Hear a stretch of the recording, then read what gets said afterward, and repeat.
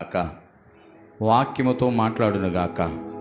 ప్రియులారా, దేవుని వాక్యాన్ని శ్రద్ధగా ఆలకిద్దాం. ఇక ఆలస్యం చేయొద్దు. శబ్దాంతరాల ద్వారా వింటున్న గ్రామస్తులే కావచ్చు, ఇక్కడున్న వారు, లైవ్లో వీక్షిస్తున్న ప్రతి వారు కూడా దేవుని వాక్యాన్ని శ్రద్ధగా ఆలకించండి. మీ పనులు ఏమైనప్పటికీ, మీ అడావుడి ఏమైనప్పటికీ దేవుని వాక్యానికి విలువ ఇయ్యండి, దేవుని వాక్యానికి సమయం ఇవ్వండి. దేవుడు నీతో ఏం మాట్లాడబోతున్నాడో, ఏ రీతిగా మాట్లాడబోతున్నాడో ఆలకించి ఆ తర్వాత నీ పనిని ప్రారంభించు. దేవుడు నీ పనిని విజయవంతంగా నడిపించునుగాక. ఆమేన్. ప్రియులారా, అవకాశం ఇచ్చిన దేవునికి కృతజ్ఞత స్తుతులు చెల్లిస్తూ మీ అందరికి కూడా ప్రత్యేకమైన వందనాలు తెలియపరుస్తూ ఉన్నాను. మీకే వందనాలు అమ్మా, మీ అందరికి వందనాలు. మీరు ఇటో చూస్తున్నట్టున్నారు. అందరికి వందనాలు.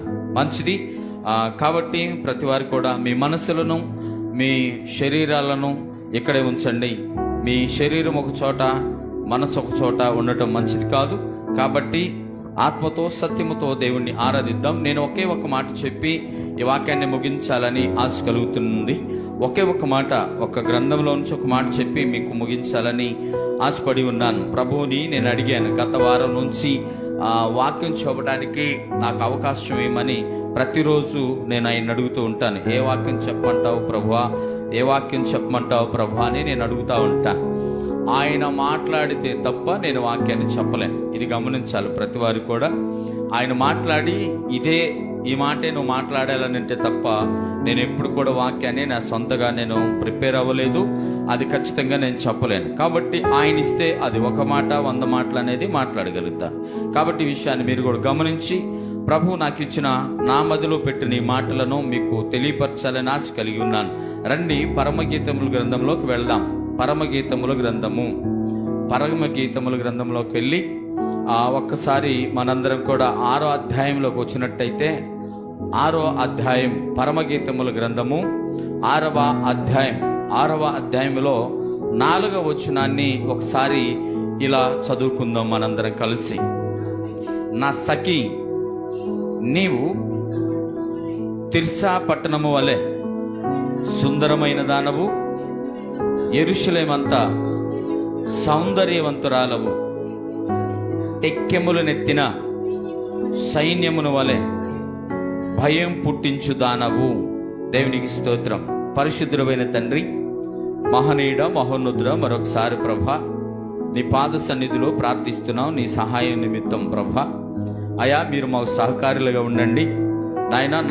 మాతో మీరు మాట్లాడి మా హృదయాలను తెప్పరిల్ల చేయమని నాయన, ఈ మాటలు మాతో మీరు ఎందుకు మాట్లాడుచున్నారో నాయన, మేమెందుకు ప్రభా వినాలో నాయన మాకు తెలియపరిచి నాయన, ఈ వాక్య భాగం అంతట్లో కూడా మీరే ఉండి నడిపించండి నాయన. అల్పుణ్ణి, అయోగ్యుణ్ణి ప్రభా నీ జ్ఞానమును దయచేయి, నీ ఉద్యోగాన్ని దయచేయి నాయన, నీ శక్తిని దయచేయి ప్రభా, నీ భక్తిని దయచేయి నాయన. నీకులాగా ప్రభా అనేకులను ఆకర్షించే ప్రేమను దయచేయి నాయన. అనేకను ప్రభా బలపరిచే వారిగా నాయన ఖచ్చితంగా ప్రభా మాట్లాడడానికి సహాయం చేయి.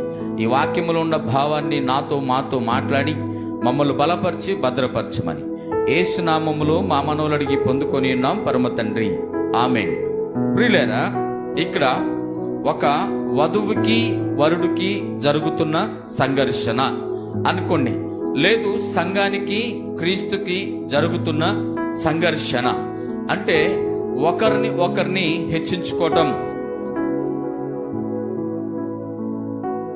నా సఖి, నీవు తిర్సా పట్టణము వలె సౌందర్యమైన దానవు. జాగ్రత్తగా గమనించాలి. ఇప్పుడు ఈ మాటని గమనిస్తే తిర్సా పట్టణము అనేది చాలా సౌందర్యంగా ఉంటుందట. అయితే ఈ తిర్సా పట్టణం ఏంటి అని కొద్దిగా నేను చదవటానికి ఇష్టపడ్డాను.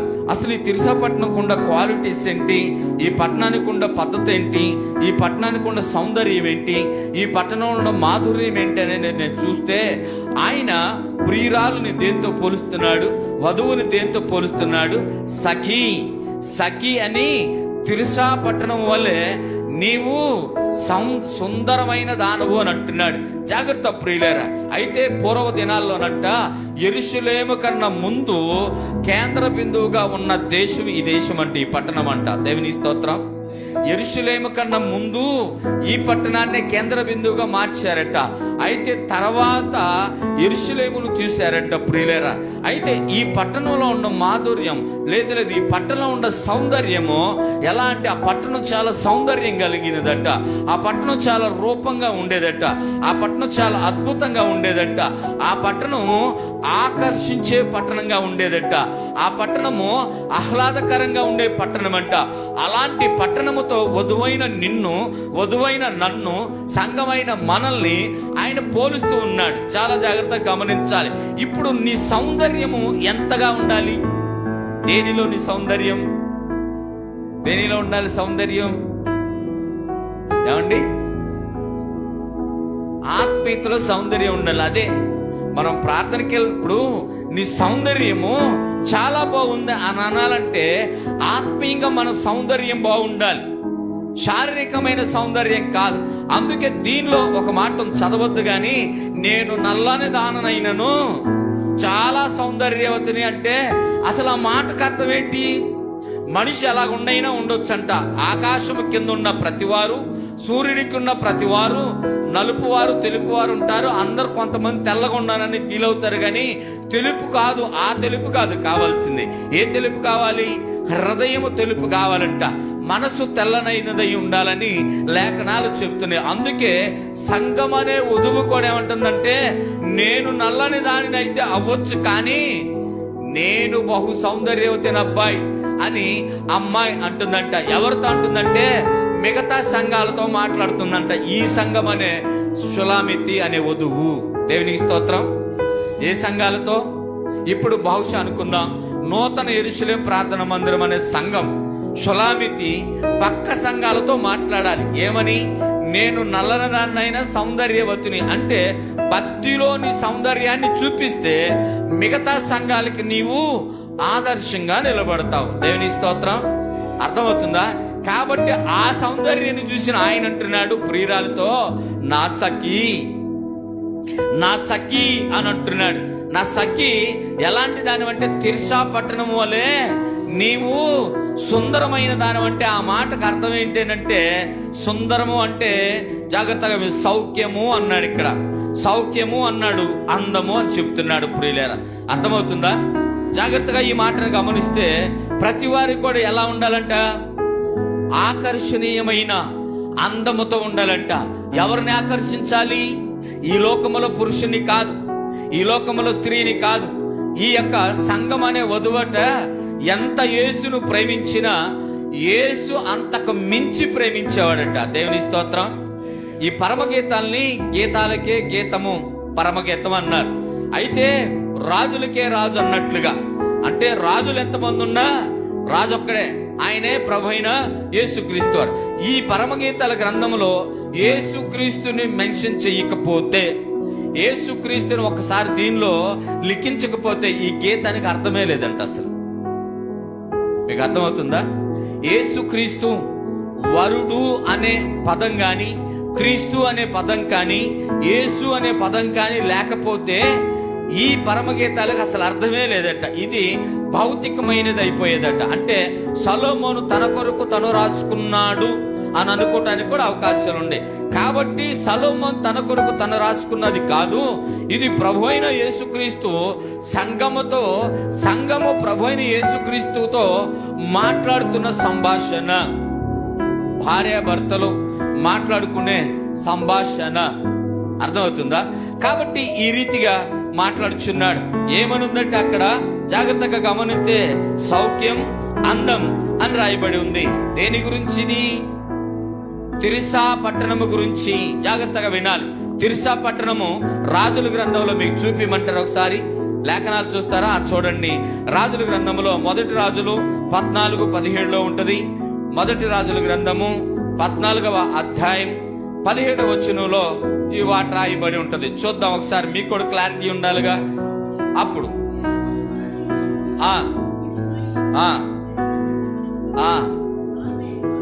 ఆమెలో గిటి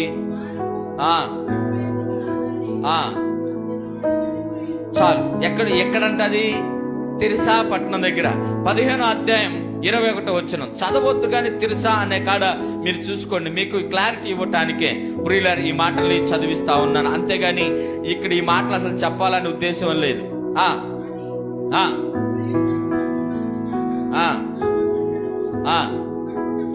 కట్టుట మాని తిర్సాకు పోయి నివాసం చేశారు. 15:33లో కూడా ఉంటది, సంఖ్యాకాండంలో ఉంటది. కాబట్టి ఇవన్నీ కూడా మీరు అండర్లైన్ చేసుకోండి. ఎక్కడ ఉంది తిర్సాపట్నం అనే దానికి మీకు ఇస్తున్నాను. అంతేగాని తిర్సాపట్నం గురించి ఇంకొక రెఫరెన్స్ చెప్పాలనే ఉద్దేశం అసలు లేదు. నేను ఈ ఒక్క రెఫరెన్స్ ని పూర్తి చేసే వరకే సమయం సరిపోయింది, నాకు అర్థమవుతుంది. కాబట్టి ఏంటంటే తిర్సాపట్నం ఎలాంటిది? రమ్యమైనది, సౌందర్యమైనది, అందంగా ఉన్నది, సౌఖ్యముగా ఉన్నది, చాలా గొప్ప తిర్సా పట్టణం అని చెప్పగలుగుతున్నారు. కానీ ఇక్కడ నిజంగా ఆ సంఘము దేంతో పోలుస్తున్నాడు? ఆయన ఒక మహాపట్టణముతో సంఘాన్ని పోలుస్తున్నాడు. ఒక మహాపట్టణముతో వధువు అందాన్ని వివరిస్తున్నాడు. ఒక మహాపట్టణముతో ప్రియురాల్ని హెచ్చించి కనపడుతున్నాడు, అక్కడ కనపరుస్తున్నాడు. ప్రతి వారికి కూడా గమనించాలి ప్రియులారా, నీ అందం దేంతో ఉండాలి, మన సౌందర్యం దేంతో ఉండాలంటే ముఖానికి సంబంధించింది, కట్టుబొట్టులకు సంబంధించింది కాదు. కానీ ఆధ్యాత్మికమైన జీవితంలో పలాను పట్టణాన్ని పోలిన సౌందర్యం నీలో కనపడుతుందని వరుడైన క్రీస్తు నీతో నాతో మాట్లాడాలి. ఇది దీని భావం. అర్థమవుతుందా మీకు? ప్రియులారా జాగ్రత్తగా వినండి. ఎలాగా ఉన్నావు నువ్వంటే, నా సఖి నీవు తిర్సా పట్టణము వలె సౌందర్యమైన దానవు అని అంటున్నాడు. ఈ సౌందర్యాన్ని కనుపరచాలంటే మనలో ఏముండకూడదు? మనలో నలుపు ఉండకూడదు. ఏ నలుపు? శరీరాన్ని నలుపుని తీసేయలేం. మనసులో ఉన్న నలుపుని తీసేయాలి, కరుకుని తీసేయాలి, బుడుపుని తీసేయాలి. మచ్చ మరక డాగు లేకుండా, కలంకము లేకుండా పవిత్రమైన దానిలాగా కనపడితే ఆయన నీతో కూడా ఈ మాట మాట్లాడతాడు. ఏమని? నా సఖి. జాగ్రత్తగా వినాలి ఈ మాట. నా సఖి, నువ్వు ఎలాంటి దానివో చెప్పనా అంటే, ఎలాంటి దాన్ని నేను? చెప్పు నా గురించి కొంచెం మాట్లాడంటే, నేను ఎలాంటి దాన్ని అంటే నువ్వు అందంగా ఉంటావు, ఇంకా అంటే నువ్వు చాలా సౌందర్యంగా ఉంటావు, నీలో సౌఖ్యం ఉంది, నీలో అందం ఉంది, నీలో గొప్పతనం ఉంది అని చెప్పగలిగితే మనము మాట్లాడుతుంటే ఆయన మనకి రిప్లై ఇవ్వాలంట. అర్థమవుతుందా? ప్రియురాలికి ఆ ప్రియుడి మీద ప్రేమ ఎక్కువ అని అంటున్నారు. అయితే ఈ లోకములో ఉన్న ప్రతి ప్రియురాలు అనగా ప్రతి సంఘం మీద దేవునికి ఉన్న ప్రేమ సంఘానికి ఉన్న ప్రేమ కన్నా లెక్కలేనంత ఉందంట. దేవునికి స్తోత్రం, హల్లెలూయా. వధువు అనే సంఘంకి వరుడు అనే క్రీస్తు మీద ఉన్న ప్రేమ కన్నా కూడా వరుడికే ప్రేమ ఎక్కువ ఉందట. ఆ ఎక్కువ ఉండి ఆ ప్రేమలో ఆయన ఆమెని పొగుడుతా ఉన్నాడట. జాగ్రత్తగా గమనించగలిగితే ఇప్పుడు మన పరిస్థితి ఏంటి? మనలో ఏముండకూడదు, మనలో ఏమి నివాసం చేయకూడదు, మనలో ఏ విధమైన విధానం ఉండాలి. జాగ్రత్తగా ఈ విషయాన్ని గమనిస్తే ఆయన ఆ మాట అంటున్నాడు. రెండో మాట అక్కడే అదే అధ్యాయాన్ని చదవండి, అదే వచనాన్ని. యెరూషలేమంత సౌందర్యవంతురాలము. మొదటేమేమో లేదు అక్కడ ఆగుదాం. మొదట ఏంటంట? తిర్సా పట్టణం వల్లే సౌందర్యమైన దానవు, సుందరమైన దానవు. ఇక్కడేమంటున్నాడు? సౌందర్యవంతురాలు అని అంటున్నాడు. జాగ్రత్తగా గమనించాలి. చూసావా? మరలా ఇంకొక పట్టణం ఏంటంట? యెరూషలేముతో పోలుస్తున్నాడు. యెరూషలేముకి వెళ్ళిన ప్రతివాడు తన్మయమైపోవాల్సిందే. యెరూషలేముకి వెళ్ళిన ప్రతివాడు ఆనందంతో గంతులయ్యాల్సిందే. యెరూషలేముకి వెళ్ళిన ప్రతివాడు కూడా ఎలాగంట? మంచి ప్రదేశానికి వచ్చాం, చూడచక్కని ప్రదేశానికి వచ్చాం, చాలా సేఫ్ జోన్ లో ఉన్న పట్టణానికి వచ్చాం. అసలు ఈ పట్టణం లాంటి పట్టణం ఇంకొక చోట లేనే లేదని చెప్పగలిగినంత పట్టణం ఏంటంటే యెరూషలేము పట్టణము. అర్థమవుతుందా మీకు? యెరూషలేము పట్టణము ఎలాంటిదంటే చాలా సుందరమైనది, చూడ చక్కని ఒక ఆ ప్రదేశము. అక్కడికి వెళ్ళిన వారు ఆనందించకుండా తిరిగి వచ్చే వాళ్ళు లేరు ప్రియురాలు. ఎల్లారని ఎంతమందికి ఆశ ఉంటుందో కదా. నాకు కూడా చాలా ఆశ యెరూషలేముని ఒక్కసారన్నా దర్శించాలి, ఒక్కసారన్నా చూడాలి, ఒక్కసారన్నా ఆ ప్రభు సంచరించిన దేశంలో ఆ ప్రభు పుట్టిన ఆ ప్రాంతాన్ని దర్శించి ఆ ప్రాణాలు అర్పించిన ప్రాంతం అంతా కూడా ఒక్క ఒక్కసారన్నా దర్శించాలని ఆశ. ఇప్పుడు కాదు, ఎప్పుడు నుంచో ఉంది నాకు. మరి ప్రభు ఎప్పుడు తీరుస్తాడో, కానీ అందాక ఈ వాక్యాలను చెప్పుకుంటూ సంతోషించరా అని నాకు ఇచ్చిన అవకాశం ఇది. అవునా కదా? ఎలాగా యెరూషలేమంతా సౌందర్యవంతురాలవి. జాగ్రత్తగా గమనించగలిగితే మరలా ఏమంటున్నాడు వధువుతో ఏమంటున్నాడంటే, యెరూషలేమంతా సౌందర్యవంతులు, ఇంకా పోల్చడానికి ఏమి లేవేమో నాకు తెలిసి. అవునా కదా? ఇంకా పోల్చడానికి రమ్యమైనవి, పోల్చడానికి అందమైనవి, పోల్చడానికి లేకపోతే ఇంకా చక్కనివి ఇంకా లేవేమో. ఎందుకు ఈ మాట పోల్చాడు? నిజంగానే యెరూషలేము కన్నా అందమైన పట్టణాలు లేవా? ప్రాంతాలు లేవా? ఉన్నాయా? లేవా? ఉండే ఉంటాయి కదా, ఉన్నాయి కూడా. మరి ఎందుకు యెరూషలేముతో పోల్చాడు? నాకు ఇప్పుడే వచ్చిన ఆలోచన ఇది. ఎందుకు యెరూషలేముతో పోల్చాడంటే, యెరూషలేము యొక్క ఆధ్యాత్మికమైన జీవితం అద్భుతం. దేవునికి స్తోత్రం, హల్లెలూయా. మీకు అర్థమవుతుందా? ప్రపంచ దేశాలన్నింటిలో కన్నా కూడా యెరూషలేమును ఎందుకు పోల్చావయ్యా అని అంటే, ప్రభు ఇప్పుడే ఇచ్చిన ప్రేరేపణ ఏంటంటే, ఆధ్యాత్మికమైన జీవితం, ఆత్మీయమైన జీవితం, ప్రార్థన సైన్యం, ప్రార్థన పరులు, ప్రార్థన యోధులందరూ కూడా ఆడే ఉన్నారు కాబట్టి, అందుకని అక్కడ ఆ దేశముతో ఏమిని పోల్చాడు. దేవుని స్తోత్రం. ఆ దేశముతో నిన్ను నన్ను పోల్చాలంటే ఏం చేయాలా? నీవు కూడా నేను కూడా ఎలా ఉండాలా? ఆధ్యాత్మికమైన సౌందర్యాన్ని కలిగి ఉండాలి. అర్థమవుతుందా? వలలో చేయి వేస్తున్నాం, ప్రభు శరీరాన్ని తింటున్నాం, ప్రభు రక్తం పానం చేస్తున్నాం, మాది పరలోకం అయితే అవ్వచ్చు, కాదనట్లేదు. కానీ ఈ లోకములో నీ సౌందర్యాన్ని కనుపరచాలా వద్దా? కనుపరచాలి. ప్రతి వారి దగ్గర మనం కనుపరచాలి. ఎక్కడో ఒక చోట, ఇంట్లోనో, వీధిలోనో, గ్రామములోనో, లేకపోతే సమాజంలోనో, లేకపోతే ఎక్కడో ఒక చోట నీ సౌందర్యాన్ని చూడాలి. లేకపోతే మనం ఎన్ని సంవత్సరాలు భక్తి చేసినా వ్యర్థమే పురిలేరా. జాగ్రత్తగా ఈ విషయాన్ని గమనించాలి. ఎవరైనా కానీ, ఎప్పుడైనా కానీ దేవుని యొక్క సౌందర్యం, దేవుని యొక్క సన్నిధిలో మనము ఏ సౌందర్యం కలగాలంటే, మనసులో సౌందర్యం కలిగి మనసును తెలుపు చేసుకొని మనం ఉంటే మన సౌందర్యాన్ని ఆయన ఏమంటాడు? ఒకటి సఖి అన్నాడు. జాగ్రత్తగా గమనించాలి. తీర్షపట్నంతో పోల్చాడు. తర్వాత ఏమన్నాడు? యెరూషలేమంతా సౌందర్యవంతురాలువి అని చెప్తే, ఈ మాటను చెప్పి నేను ముగించడానికి ఇష్టపడతాను. తర్వాత టెక్కెములు నెత్తిన సైన్యము వలె భయము పుట్టించుచున్నావు. అబ్బా, పుట్టించు దానవు. దేవుని స్తోత్రం. దీనికి అర్థం ఏంటో మీకు తెలుసా? నేను ఎంత కష్టపడ్డానంటే ఈ మాట తెలుసుకోవడానికి చాలా కష్టపడ్డాను. ప్రియులారా, నిజంగా ప్రభువుని అడగండి, ఎటువంటి మాట అయినా సరే అట్ట బయలుపేరు చేస్తాడు. దేవుని స్తోత్రం. ఇప్పుడు దీన్ని టెకేము అన్నాం కదా, టెకెన్ అని ఒక మాటలో, టెకెన్ అనేది దేన్ని ఇప్పుడు వీడియో గేమ్ ఆడతారు కదా, దానికి పెట్టారు ఒక పేరు టెకెన్. గుర్తుందా? టెకెన్ అంటే ఏంటి అనేది ఆలోచన చేశాను. ఆలోచన చేసి ఆ పదాలకి అర్థం ఏంటి అనేది కనుక్కుంటే, ఇది చాలా గొప్పది అని ఉంది. చాలా గొప్పది. అర్థమవుతుందా? గొప్పది, విజయము, ధ్వని, లేకపోతే తిరుగుబాటు, లేకపోతే ఏమంటారు? కమ్యూనిస్ట్ ఐడియా ఉందా మీకు? ఇవన్నిటిని పోల్చుకున్న మాట ఈ ఒక్క మాట టెక్కేము వలే. ఏంటంటే, చదువుదాం మాటని. టెక్కేమే వలన టెక్కెములనెత్తిన సైన్యములెత్తిన అని దానికి అర్థం. అంటే చాలా గొప్పది. విజయమునెత్తిన సైన్యము వలె భయము పుట్టించుదాన. ఈ మాటని మనం ఆలోచించేయాలి ఒకసారి. దేనితో భయం పుట్టించాలి మనం? దేవునిని దేనితో ప్రేరేపించాలి? వావ్, వీళ్ళు అని అనాలంటే మనం అందరం ఒక సైన్యముగా ప్రార్థనలో ఎడతెగక, విసుకక, వేసారక, మరి మన భారం అనుకోక దేవుని సన్నిధిలో ఏక కంఠముతో, ఏక స్వరముతో, ఏక ఆత్మతో, ఏక శరీరముతో, ఏక మనసుతో ఎప్పుడైతే ధూపం వేస్తా ఉంటామో అప్పుడు అంటాడంటే ఈ మాట. దేవునికి స్తోత్రం, హల్లెలూయా. ఏంటంట? టెక్కెము వలె, టెక్కెములు నెత్తిన సైన్యము వలె. విజయమునెత్తిన సైన్యము వలె భయం పుట్టించుదానా. ఎంత గొప్పగా పొగుడుతున్నాడు చూడండి సైన్యమును, లేదు సంఘమును. ఎంత గొప్పగా వివరిస్తున్నాడు చూడండి ప్రియులారా.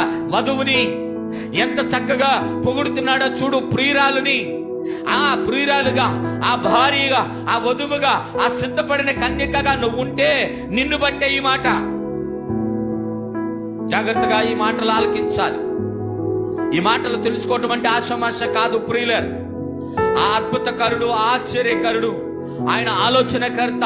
ఆయన ఆలోచనిస్తే ఆ ఆలోచన బట్టి చెప్పే మాటలే కానీ ఇది ప్రభాకర్ పాస్టర్ సొంతగా చెప్పేది కాదు. జాగ్రత్తగా మనం ఆలకిస్తే సైన్యములు ఎత్తుండాలంటే మనం సైన్యములంటే ఏమండి మనం కొద్దిగా కదండి ఉందంటే కొద్దిగా కాదు. ఇక్కడ కావాల్సింది కలంకము లేని సంఘం కావాలి, మచ్చలేని సంఘం కావాలి, మడత లేని సంఘం కావాలి. అలా ఏమనాలి, కరుపు బుడుపు లేని సంఘం కావాలి. నగరెక్కై చెక్కబడిన ఆ కమ్ము వలె ఉండాలి, ఎదిగిన మొక్క వలె ఉండాలి ప్రియులారా. అంతేకాని మనం చేసే భక్తి మనకి ఇష్టమైనట్టు కాదు గాని ఆ ప్రియుడు లేదా ఆ వరుడు, ఆ నాయకుడు, ఆ యజమానుడికి ఇష్టమయ్యే పరిస్థితుల్లో మనం ఉండాలి. మనం చేసే భక్తి అర్థమవుతుందా మీకు? జాగ్రత్తగా ఈ మాటను గమనించగలిగితే ఎలాగుందంటే దేవునినే కలవరించే సంఘం లాగా ఉందంట, కలవరం పెట్టే సంఘంగా. అలా ఉండాలి అని అంటున్నాడు. ప్రియురాల్ని మొదట సఖీ అన్నాడు, తర్వాత తిర్సా పట్టణం, తర్వాత యెరూషలేము పట్టణం, తర్వాత ఏమంటున్నాడట, టెక్కెములను ఎత్తిన సైన్యము అని అంటున్నాడు. జాగ్రత్తగా గమనించగలిగితే అంటే అసలు ఈ సైన్యము ఎంత గొప్పదై ఉంటదంటారు? అవునా కాదా? ఎంత గొప్పదంటే నిజంగా ఆ మాటని నేను 3 మాటలు తెలుసుకున్నా. విజయం అని, జయధ్వని అని, లేకపోతే కమ్యూనిస్ట్ లాగా, లేకపోతే కలవరం పెట్టే ఒక సైన్యములాగా ఉండి విజయధ్వనిని, విజయ కేతనాన్ని ఎగరేసే ఓ పట్టణములాగా, ఒక సైన్యంలాగా ఉందంట. ఇది క్రీస్తు సైన్యం. దేవుని స్తోత్రం. ఇప్పుడు ఈ సైన్యంలాగా నువ్వు ఉండాలి. ఏ సైన్యంలాగా? క్రీస్తు సైన్యములాగా ఉండాలంట. జాగ్రత్తగా వినండి ప్రియులారా. అర్థమవుతుందా మీకు? క్రీస్తు సైన్యములాగా ఉండాలి. యేసు క్రీస్తు సైన్యం, మేము క్రీస్తు సైన్యం, క్రీస్తుకు సంబంధించిన వారం అని చెప్పాలి. 5వ వచనాన్ని చదివి నేను ముగిస్తాను. ఈ 5వ వచనం కూడా ఎందుకో ప్రేరేపణ కలుగుతా ఉన్నది. ఒకసారి చూద్దాం. నీ కనుదృష్టి నా మీద ఉంచకము, అది నన్ను వశపరుచుకును. నీ తల వెంట్రుకలు గిలాదు పర్వతం మీది మేకల మందను. ఈ మాటలు అందుకే చాలా మంది పరమగీతాలు చదవాలంటే భయపడతారు. తెలుసా? అసలు తెలుసా? పరమగీతం అంటేనే భయం అంట. పరమగీతం ఒకటి, ప్రకటన గ్రంథం ఒకటి చదవాలంటే చాలా భయం అంట. ఎందుకు భయపడతారని చదువుతా ఉంటాను నేను. ఎందుకు భయపడతారు? దేవుడు అన్ని ఇచ్చాడు కదా, దేవుడే ఇచ్చాడు. మరి ఎందుకు భయపడతారంటే భయపడాలి, భయపడతారు కూడా. ఎందుకు భయపడతారంటే చదివేవాడు, చదివే ఆమె, చదివే ఎవరైనా, యవ్వనస్తులైనా చదివేటప్పుడు నీ మైండ్ని, నీ మనసుని, నీ శరీరాన్ని అన్ని ఒకటిగా చేసి మూడిటిని ఒకటిగా చేసి చదివితే భయపడరు. ఇక్కడ నీ శరీరం వేరు, నీ మనసు వేరు, నీ యొక్క ఆలోచన వేరుగా ఉంటే ఖచ్చితంగా భయపడతావు. ఎందుకంటే ఇక్కడ రాయబడిన మాట ఎంత వలపగా ఉంటుందో తెలుసా? అసలు హలో, ఇది ఎలా ఉంటుందో తెలుసా? ఒక మాట చెప్పాలంటే వయ్యారంగా వివరించినట్టు ఉంటుంది. అర్థమవుతుందా? ఒక ప్రియుడు ప్రియురాల్ని పొగడతల్లో అంటే నువ్వు అలా చూడమాక, నాకు సిగ్గేస్తుంది కదా. ఇది నువ్వు లోకంలోకి వెళ్ళావనుకో ఖచ్చితంగా నీకు తేడానే. ఈ మాటని తీసుకెళ్ళి నువ్వు లోకంలో వేసుకున్నావు అనుకో తేడానే. కానీ ఇక్కడ ఎవరు మాట్లాడుతున్నారు? ఎవరితో మాట్లాడుతున్నారు? ప్రభు అయిన యేసుక్రీస్తు ఆయనకు నచ్చిన సంఘముతో, ఆయన మెచ్చిన సంఘముతో, ఆయన ప్రియురాలుతో, లేదు ఆయన వధువుతో, ఆయన కొరకు సిద్ధపడిన కన్యకతో మాట్లాడుచున్న చక్కని మాట ఏంటంటే అసలు నిజంగా చాలా మురిపెంగా ఉంటది ఈ మాట. ఏమని ఉంటది? నీ కనుదృష్టి నా మీద ఉంచకము, అది నన్ను వశపరుచుకును. జాగ్రత్తగా వినాలి. ఉంచాలి. ఏముంచాలి? మన కనుదృష్టి ప్రియుడైన క్రీస్తు మీద ఉంచాలి. ఉంచితేనే ఆయన ఏమంటున్నాడు అక్కడ? అది నన్ను వశపరుచుకుంటుంది అని అంటున్నాడు. ఉంచొద్దు అని అంటున్నాడు కదా. ఉంచొద్దు అనే మాటకి నేను మాట్లాడి నాకు అర్థం అవుతుంది.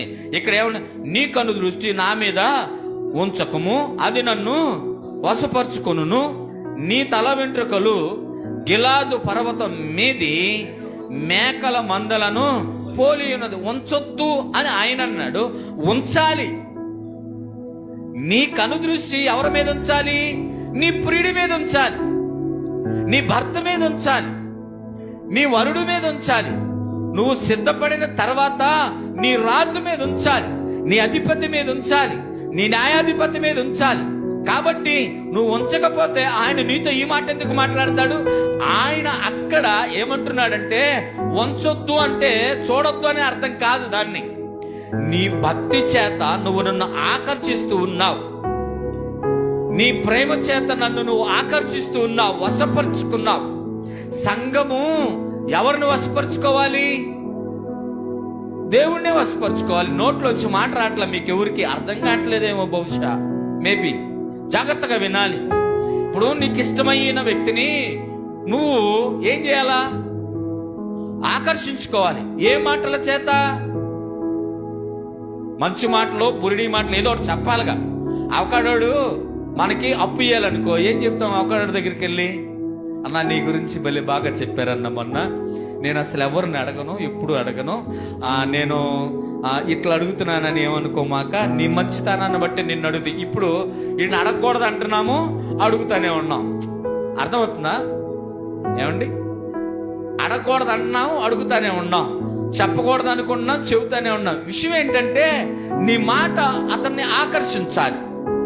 నువ్వు వెళ్ళగానే నాకు 10,000 కావాలి, డబ్బులు అన్నావు అనుకో, ఇస్తాడా? ఈడు నువ్వెవరివి నేనెవరు అంట. ఇప్పుడు వెళ్ళిన నీవు అన్న, లేకపోతే తమ్ముడు, లేకపోతే సార్ అని సంబోధించి, నీ యాటిట్యూడ్ మాకు తెలుసు, నీ ఆలోచన మాకు తెలుసు, నీ గొప్పతనం మాకు తెలుసు, నువ్వు చాలా మందికి సాయం చేసావని తెలుసు, కానీ నేను ఎవరిని అడగను, ఎప్పుడు అడగను, కానీ నేను అడగనని చెప్పాను. పలానా ఏం చెప్పిందంటే, ఆయన అడుగు పర్వాలేదు ఇస్తాడు అని అంటే, ఆ టయాన్ని బట్టి నేను నీ దగ్గరికి వచ్చానన్నా అని చెప్తావు. ఇప్పుడు చెప్పు ఏంటి మాటలు?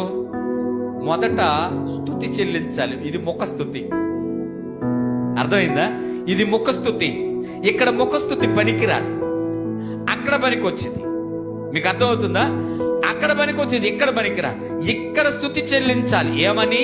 రాజా, రాజులకు రాజా, ప్రభువులకు ప్రభువా, ఉన్నతుడా, మహోన్నతుడా, ఘనమైన తండ్రి, ఇలా ఇలా ఇలా హెచ్చించి ఆ తర్వాత నీ విన్నపాన్ని చెప్పాలి. ఇది ఇక్కడ జరిగేది. అయితే ఇక్కడ ఏమని జరుగుతుందంటే, నువ్వు నన్ను అలా చూడొద్దబ్బా, నువ్వు నన్ను అలా చూడొద్దు, నీ దృష్టి నన్ను ఆకర్షిస్తుంది, వశపరుచుకునేలాగుంది, వశపరుచుకుంటుంది అన్నట్టు మళ్ళీ అంటున్నాడు కదా. నీ జుట్టు గురించి మాట్లాడాడు. నీ కురులు, నీ తల వెంట్రుకలు ఎలాగుందట? దీనికి అర్థమేంటి?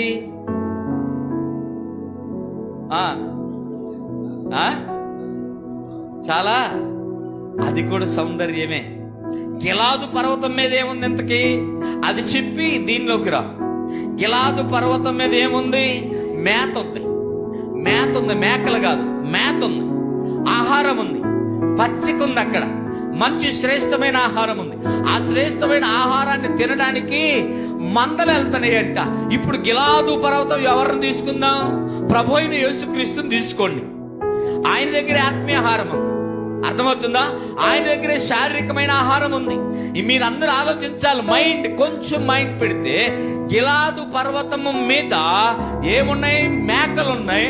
ఆ మేకలు ఎలా ఉన్నాయి? ఎక్కువగా ఉన్నాయి, చాలా చక్కగా సౌందర్యంగా, అన్ని కూడా బారులు తీరి మేతనేయేమో. దేవుని స్తోత్రం. ఇప్పుడు సంఘం ఎక్కడికి వెళ్ళాలి? గిలాదు పర్వతం మీదకి ఎక్కాలా? మందగా. దేవుని స్తోత్రం. మందలగా ఎక్కాలంట. దేవుని స్తోత్రం. హల్లెలూయా. అర్థమైందా మీకు? ఎక్కడుంది? గిలాదు పర్వతం మీద ఆ మేకలు ఉన్నాయంట. ఇప్పుడు గిలాదు పర్వతం మీద ఏముందంటే మేత ఉంది, పచ్చగా శ్రేష్టమైనది, తినదగినది, రుచికరమైనది, చూడ చక్కనిది, చాలా మంచి ఆహారాన్ని అక్కడ ఏర్పాటు చేశాడు. ఆ గిలాదు పర్వతం ప్రభు అయిన యేసుక్రీస్తు వారిని పోల్చుకొని చూడు ఒకసారి. మీకేం అర్థం అవట్లేదట? అర్థం అవుతుందా? ఆ మేత ఎక్కడుంటే మందాడ ఉంటాయి. దేని స్తోత్రం. మేత ఉండాకాడే మంద ఉంటుంది, రుచి ఉండాకాడే మంది ఎక్కువ ఉంటారు. అవునా కాదు? కానీ ఇప్పుడు జనాలకి మైండ్ లేదు కాబట్టి మంది ఎక్కువ ఆడుంటే ఆడుంటాడు. ఆ రుచి ఉండాల్సిన అవసరం లేదు, ఏమి లేదు. రుచి ఉండకాడ మనిషి ఉండలేదు. ఇప్పుడు మంది ఎక్కువ ఉండకాడ మనిషి ఉంటున్నాడు. వెళ్ళి ఏంట్రా అక్కడ అంటే అద్దాల్లో పెట్టారు, అడావిడు చేస్తున్నారు. 10 మంది ఆడున్నాడు, 11 చేరుతున్నాడు, 12 వెళ్తున్నాడు, 13. ఆ ఎదురుగా అద్దాలు లేదు, ఒకటి ఉంటుంది, చాలా బాగుంటది. అక్కడ ఇద్దరే ఉంటారు, 3వ వెళ్తానికి ఇష్టపడ్డాం. చూసారా? అవునా కాదు? అద్దాల్లో పెట్టి 500 అనే దానికి, అద్దం లేకుండా 100 అనే దానికి తేడా ఉంటుంది. ఎస్, ఇప్పుడు జనాలు కట్టు లేక, నాలో ఒక మాట చెప్పాలంటే మైండ్ లేక ఎక్కడికి వెళ్ళాలి అర్థం కాదు. కానీ ఇక్కడ మాట్లాడుచున్న మాట ఏంటంటే, నువ్వు అలా చూడొద్దబ్బా, నువ్వు అలా చూస్తుంటే నువ్వు నన్ను వశపరుచుకునేలాగున్నావు అనే మాట దగ్గర నుంచి ఇక్కడ ఆమె జుట్టును బట్టి, ఆమెకున్న కురులను బట్టి, ఆమెకున్న తల వెంట్రుకలను బట్టి మాట్లాడుతున్నాడు. ఇంకొక మాట చెప్పాలంటే, ఆమె జుట్టు ఏ రీతిగా ఉందంటావు? సంఘములో ఆ యొక్క కురులు ఎలా ఉన్నాయంటావు? చాలా అందంగా, మందంగా, చూడముచ్చటగా, అంటే ఇక దాన్ని వర్ణించలేమే కదా. ఆయన వర్ణించాడు, మనం వర్ణించలేం, మన దగ్గర అంత కళ లేదు. కాబట్టి ప్రియులారా, ఈ విషయాన్ని కూడా మీరు గమనించాలి. మళ్ళొకసారి అదే మాటను చదవండి. ఏంటంట? నీ తల వెంట్రుకలు గిలాదు పర్వతం మీది మేకల మందలను పోలి ఉన్నది. జాగ్రత్తగా గమనించండి ప్రియులారా. నా భక్తి కూడా ప్రభువుని ఆకర్షించే భక్తి అయి ఉండాలి. ప్రభు నిన్ను నన్ను పొగిడే భక్తి అయి ఉండాలి. ప్రభు నీ భక్తిని బట్టి ఆకర్షణీయంగా నీ దగ్గరికి రావాలి. ప్రభు నిన్ను చేరుకోవాలి. ప్రభు నిన్ను ఆయన కలుసుకోవాలి. ఆయన కలుసుకునేటప్పుడు ఈ మాటలు మాట్లాడాలి. నీ భక్తిని చూసి నేను ముగ్ధుడినైపోయా, నీ ప్రేమను బట్టి నేను ఆకర్షించబడ్డా. ఇదిగో నీ దగ్గర ఈ సౌందర్యం ఉంది, ఈ పట్టణానికి పోలిన సౌందర్యం ఉంది, ఆ పట్టణానికి పోలిన సౌందర్యం ఉంది. అసలు ఒక మాట చెప్పాలంటే, నన్ను భయపెట్టే అంత భక్తి నీలో కలిగింది అని చెప్పాలా. దీన్ని విజయధ్వని అన్నారు. దేవుని స్తోత్రం. అవునా కాదా? ఆ మాట ఏంటంటే, టెక్కిలను ఎత్తిన. అసలు చూడండి, అంటే అసలు ఎంత అద్భుతమో. విజయ కేతనాన్ని ఎత్తిన ఓ సైన్యములాగా నువ్వు నన్ను భయపెట్టావు. ఎప్పుడు భయపెట్టాలి మనం ఆయన్ని? భయపెట్టినోళ్ళు లేరా? జాగ్రత్త. ఎలా అంటే భయపెట్టడం, ఆయన సర్వశక్తిమంతుడు, ఆయన ఎవడు భయపెట్టడు. భయపెట్టిన విధానం అంటే అర్థం అవ్వాలి. యాకోబు ప్రార్థన చేసేటప్పుడు, నువ్వు నన్ను దీవిస్తేనే నేను ఒరే బాబు వదిలిపెట్టరా అంటే, లేదు వదిలిపెట్టంటే మోకాళ్ళు వేసి కూర్చోవటమే, ప్రార్థనలో వాటేసుకోవటమే. ఆయనకి అప్పుడు నేను దీవించేదాకా వదిలిపెట్టాడు అన్నట్టుగా దీవించి వెళ్ళిపోయాడు. అవునా కాదా? జాగ్రత్తగా. ఒక కానాను స్త్రీ యేసు ప్రభు పరిచర్యకి వెళ్తుంటే, తన బిడ్డకి ఏదో రోగం రావటమో దెయ్యం పట్టడం సంథింగ్ జరిగినప్పుడు ఆయన దగ్గరికి వచ్చి, అయ్యా మా వాడికి బాగాలేదు, ఒకసారి చూసి వెళ్ళయ్యా అంటే ఆయన అసలు ఏం మాట్లాడలేదంట. ఇంకోసారి వెళ్ళిందంట, ఇంకోసారి అట్ట ఏడ కనపడితే ఆడికి వెళ్తుందంట. ఎమ్మటబడి వెళ్తుంటే పక్కన వాళ్ళకి ఇసుగుపుట్టి అన్నారంట, అయ్యా ఆ గోలేంది పద్దాకలా, పంపిరాదా ఏదో ఒకటి చేసంటే, నువ్వు నోరు మూసుకొని రా అన్నాడంట శిష్యుల్ని.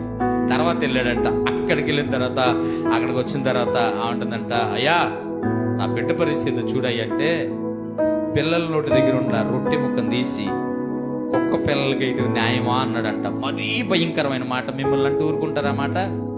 అసలు బైబులే కఠినమండి, మీకు తెలియట్లేదు కానీ ప్రేమ అని అంటున్నారు. ప్రేమలో కఠినం ఉందేడ తెలుసా? బైబిల్ మాటలు ఎంత కఠినంగా ఉంటుందో తెలుసా? ఆ మాటలు మీకు చెప్తే వాళ్ళు చర్చిలు కూడా రారు. నిజమే. ఆ మాట చెప్తే చర్చిలు కూడా రారు. వెళ్ళాం. పాస్టర్ ఏంది ఇట్లా చెబుతున్నాడు అని అంటే, పాస్టర్ గారు చెప్పేది అక్కడ. ఆమె ఏమంటుంది తెలుసా? ఆమె ఎంత తగ్గించుకుందంటే, అసలు నాకు తెలిసి మోకాళ్ళు వేసింది తట్టుకుంటాడా? మోకాళ్ళు వేసి నిజమేనయ్యా రొట్టె ముక్కలు పిల్లల రొట్టె ముక్క తీసి కుక్కలకి ఏమనేది కాదు, కానీ కుక్క కూడా యజమానుడు పళ్ళ దగ్గరే ఉంటదిగా, మొక్క తెగి పడితే తిని బతుకుదామని అని అనగా అలా గట్టిగా చప్పట్లు కొట్టవచ్చు మీరు. నిజం, బతుకుదామని అక్కడే ఉంటదిగా అంటే ఆయన తన్మయమైపోయాడంట. ఆ మాటకి ఆశ్చర్యపోయి ఇశ్రాయేలులో ఎట్టంటి భక్తి పరురాలను చూడలేదన్నాడు. ఇప్పుడు చెప్పండి, కొట్టొచ్చు చప్పట్ల, ఆగిపోయేది కదా. ఇశ్రాయేలీల్లో కూడా నేను ఇటువంటి భక్తి పరురాలను చూడలేదు, ఇటువంటి విశ్వాసం చూడలేదన్న. ఇప్పుడు చెప్పు, నూతన యెరూషలేము సంఘంలో కూడా నేను ఇట్టంటి వాళ్ళు చూడలేదంటే మన పరిస్థితి ఏంటి? మన పరిస్థితి ఏంటి చెప్పు? అరగంట, గంట, 2 గంటలు, 3 గంటలు కూడా మనం నిలబడి ఎక్కడ ప్రార్థన చేయలేము. చేస్తామా? ఆమె ఎక్కడ అవమానిస్తే ఆడికి వెళ్ళిందంట, ఎక్కడ అవమానించిన ఆయన దగ్గరికి వెళ్ళిందంట. ఎవడేం చేయలేడు ఏం తప్ప, ఏ డాక్టర్ ఏం చేయలేడు ఏం తప్ప అని ఆయనే నమ్ముకుని అన్ని చోట్ల తిరిగి అవమానాలను ఏం పొందుకున్నా ఆమె చివరాఖరికి ఏం పొందుకుంది?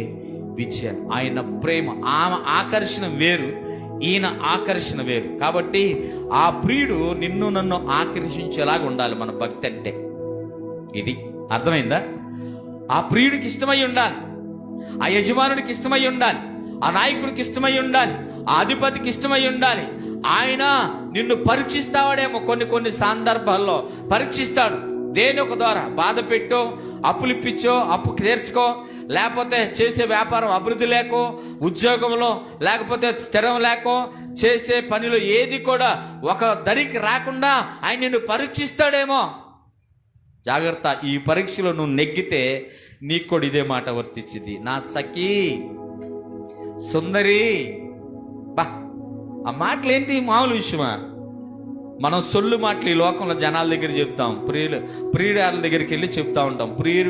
ప్రియురాలు కూడా ఏదేదో మాట్లాడుతూ ఉంటుంది. నీ సొక్కా బాగుంది, నీ ప్యాంటు బాగుంది, అసలు నీ అయ్యి బాగుంది. ఈ సొల్లు మాటలు ఇది కాదు అసలు విషయం. ప్రియుడు కూడా ఇదేగా మాట్లాడేది. నువ్వు కట్టుకున్న చీర చాలా బాగుంది, ఆ చీరలో నువ్వు ఎలా ఉన్నావంటే ఆకాశం నుంచి దిగొచ్చిన దేవకన్యక లాగా ఒట్టి మాటే. ఆ మురికి ముఖానికి ఇటు చెప్పే మాట అది. అనకపోతే ఏమన్నా బాగోదేమోనని ఒట్టి మాట అది. అయితే ఈ ప్రియురాలుని ఈ ప్రియుడు పొగుడుతున్నాడు చూసావా? ఇది 100కి 1000 కాదు, 100% వాస్తవం. ఏమని పొగుడుతున్నాడంటే, నీవు నీ ముసుగకుండా నన్ను చూడొద్దని కూడా అంటున్నాడు ఈయన. అంటే అసలు ఎంత అద్భుతంగా ఆమె నేత్రాలు నుండి అంటావు, సంఘం నేత్రాలు. నిజంగా ఇది వాస్తవంగా కంటిన్యూగా ధ్యానం చేద్దామంటే ఈ పరమగీతాల గ్రంథం చెప్పే వరకు నేను చచ్చిపోతా, మొత్తం పూర్తి చేసే వాళ్ళకి. చెయ్యలేను కూడా అన్ని సంవత్సరాలు పట్టుద్ది. ఇప్పుడు మీకు ఎన్ని ప్రశ్నలు చెప్పాను? 2 ఆ 2 కూడా పొడిగా చెప్పినట్టే. ఇంకా డెప్త్కి వెళ్ళి చెప్తే ఏంది? ఈ 2 రిఫరెన్స్లు ఓల్డ్ టైం బట్టి. కాబట్టి ప్రియులారా, నేను ఒకటే మాట చెప్తున్నా, సంఘంగా మనం మీరు కాదు, సంఘంగా మనం ఎలా ఉండాలంటే ప్రియుడు మెచ్చుకునే వారిలాగా, ప్రియుడిని కూడా ఆకర్షించేంత భక్తి, ప్రియుడిని కూడా భయపెట్టులాగా. ఒక మాట చెప్పాలంటే ఆ మాటకు అదే అర్థం. కాబట్టి మనం ఎలా ఉండాలంటే ప్రియుడిని, ఆ ప్రియుడు సాక్షాత్తు నీ దగ్గరికి నా దగ్గరికి వచ్చి నీ మాటలన్నీ, ఆయన మాటలన్నీ మన కోసం ఎలా ఉండాలంటే జాలు వారిన ఆ వజ్రాల మూటలాగా ఉండాలంట, డైమండ్స్ లాగా పొగడాలంట ఆయన. అలా పొగడే భక్తిని ఎప్పుడు సంపాదించుకుంటాం? మనము భూమి మీద ఉన్నంత కాలం ఏదేదో చేస్తాం. ఇది చేస్తే చాలా మంచిది.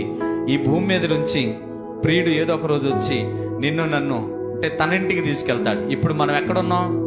పుట్టింటికాడ ఉన్నాం అనుకోండి, బహుశా ఊరకు అనుకుందాం. పుట్టింటికాడ ఎన్నాళ్ళు ఉంటారు? ఒక స్త్రీలుగా మీరు చెప్పండి, 20, 21, 22, 25 లేకపోతే 30, అవునా? తర్వాత ఏడుండాలా? ఎన్ని సంవత్సరాలు ఉండాలా? బతికున్నంత కాలం కదా. ఇప్పుడు చెప్పు, ఇప్పుడు ఏడున్నావు? పుట్టింటి దగ్గర ఉన్నావు అనాలా. ఇప్పుడు తర్వాత ఏడకెళ్ళాలి? అసలింటికి వెళ్ళాలా. అసలింటికి వెళ్తే యుగాలు ఉండేది అక్కడ. ఇక్కడ 60లో 70లో ఉంటాం, అక్కడ యుగాలు ఉన్నా. జాగ్రత్తగా గమనించి, ఇప్పుడు పుట్టిన నీవిక్కడ, పెరుగుతున్న నీవిక్కడ వరుడు కొరకు సిద్ధపడాలి.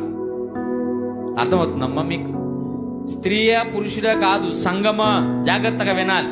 ఇప్పుడు ఇక్కడ పుట్టిన నీవు, నేను, మనము, సమస్త జనులు కూడా పుట్టి పెరుగుతున్న మనము ఒక అయ్య చేతిలో పెట్టిన దాకా, ఒక అయ్య ఇంటికి వెళ్ళిన దాకా ఎలాగ జాగ్రత్తలతో ఉంటామో, క్రమశిక్షణగా ఉంటామో, పద్ధతిగా ఉంటామో, ఎలా అన్ని విషయాల్లో మితముగా ఉంటామో, అదే విధంగా భక్తులు కూడా మితంగా ఉండి, క్రమశిక్షణగా ఉండి, కంట్రోల్గా ఉండి, ఆ అయ్యే వచ్చిన తర్వాత మన చెయ్యి ఆయన చేతిలో పెడితే ఆ తర్వాత ఆయన ఏం చేయాలనేది ఆయన చేస్తాడు అక్కడ. దేవుని స్తోత్రం.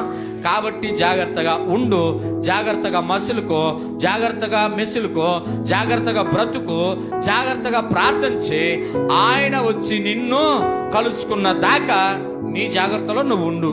ఆయన తర్వాత ఇక ఆయన చూసుకుంటాడు ఇవన్నీ. అర్థమవుతుందా? భార్యని ఎలా చూసుకోవాలో భర్తకు తెలుసు, ఎక్కడ ఉంచాలో తెలుసు, ఏం పెట్టాలో తెలుసు, ఏమి ఇవ్వాలో తెలుసు, ఎలా ఇవ్వాలో తెలుసు, అన్ని తెలిసిన వాడు ఆయన. కాబట్టి వధువుగా మనం ఏం చేయాలా? ఇప్పుడు ఈ 4 రోజులు మనం ఏం చేయాలంటే జాగ్రత్తగా ఉండాలి, అన్ని విషయాలు మితంగా ఉండాలి. అర్థమవుతుందా? అమ్మో, నేను రేపు ఇంకొక ఆయన చేతిలోకి వెళ్ళేదాన్ని కాబట్టి నేను ఎలాగ ఉండాలి? పవిత్రంగా ఉండాలి, పరిశుద్ధంగా ఉండాలి. అర్థమవుతుందా? కరుపు, బుడుపు, మచ్చ, మరక, డాగు నాలో ఏముండకూడదు అని మనం తెలుసుకోగలిగితే చక్కగా వరుడు వస్తాడు. వచ్చిన రోజున సిద్ధపడిన కన్యక వలె నీ చెయ్యి ఆయన చేతిలో పెడితే చక్కగా ఆయన తీసుకొని ఆయన ఒక పల్లకి మీద ఎక్కించుకొని హ్యాపీగా తీసుకెళ్తాడంట. దేవుని స్తోత్రం. లేకపోతే ఇక కొంతమంది కొన్ని మాటలు అంటారు, కొంతమంది ఎందుకులే కానీ నా దాకే తీసుకుందాం. ఇప్పుడు నేను పెరిగిన పెంపకం కాదులే, నన్ను ఎవరు పెంచలేదనుకో, నేను ఉన్న దానిలో మరి అంతే కదా. ఇప్పుడు పెంచారని పాపం వాళ్ళని ఎందుకు నేను ఇది చేయటం, నన్ను ఎవరు పెంచలేదు. ఇప్పుడు నేను వీడికి ఎవరైనా పిల్లనిస్తారా అనేవాళ్ళు కదా.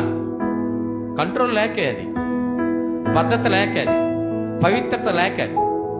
అర్థమవుతుందా? పవిత్రత లేదు, పద్ధతి లేదు, పరిశుద్ధత లేదు, కంట్రోల్ లేదు, క్రమం లేదు, ఏమీ లేని ఏమంటారు? ఆడికి ఎవడైనా పిల్లనిస్తాడా అని అంటారు. పిల్లనిస్తారా?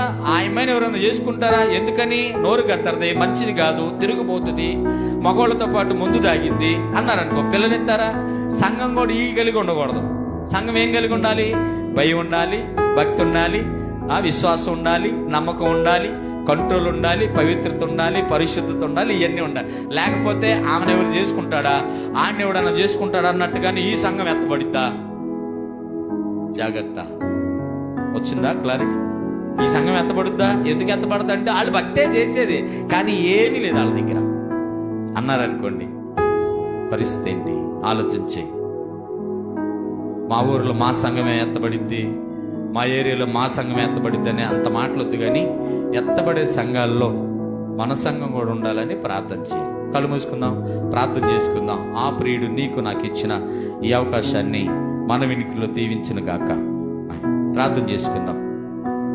కృప కలిగిన తండ్రి, జాలి కలిగిన దైవమా, మహోన్నతుడ, మీ కొందనాలు ప్రభా.